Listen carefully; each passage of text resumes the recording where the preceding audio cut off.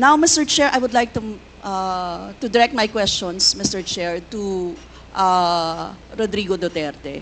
Mr. Chair, noong October 28, sinabi ni dating Pangulong Duterte, under oath, sa harap ng Senado, and I quote, I and I alone take full legal responsibility sa lahat na nagawa ng mga pulis.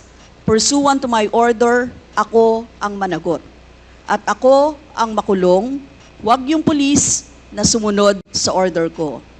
Ang tanong natin, Mr. Chair, the families of innocent extrajudicial killing victims are present. Yun po yung pinagsalita nyo kanina. So can the former president look them in the eyes and say once more that he takes full legal responsibility for the deaths of their loved ones, Mr. Chair?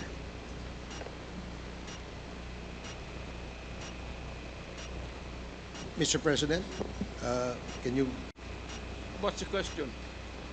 what is the question? Can you repeat the question? Mr. Chair, sinabi niya po na full responsibility. So, Mr. Chair, totoo ba yan?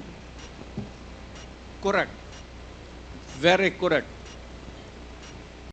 Since I was a president, and there was this, until now, serious problem about drugs, I had to issue or make a policy statement about drugs. At all that happened, yung nangyari pursuant to my order to stop the drug problem in this country, akin yun. Akin na akin yun. Ako ang nagbigay ng order kasi ginawa nila illegal or legal, akin yun. Thank you, Mr. Chair. I take full responsibility for it. Thank you, Mr. Chair. Yun po yung tanong ko. Yung families of innocent extrajudicial killings, kayo din. File the case in court. Mr. Walang Chair. problema. Nandiyan ang korte.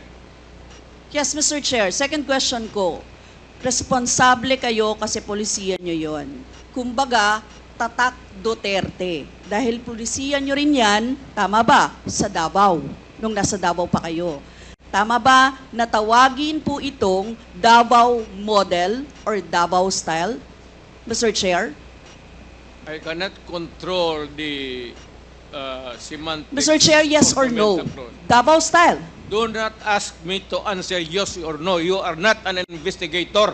Mr. Chair, tayo po ay nasa investigasyon kasalukuyan, Yes, Mr. but you Chair. are not an investigator. Why are you asking me to answer Mr. yes Chair, or tinatanong no? ko lang naman. Chair, point of Session order. suspended.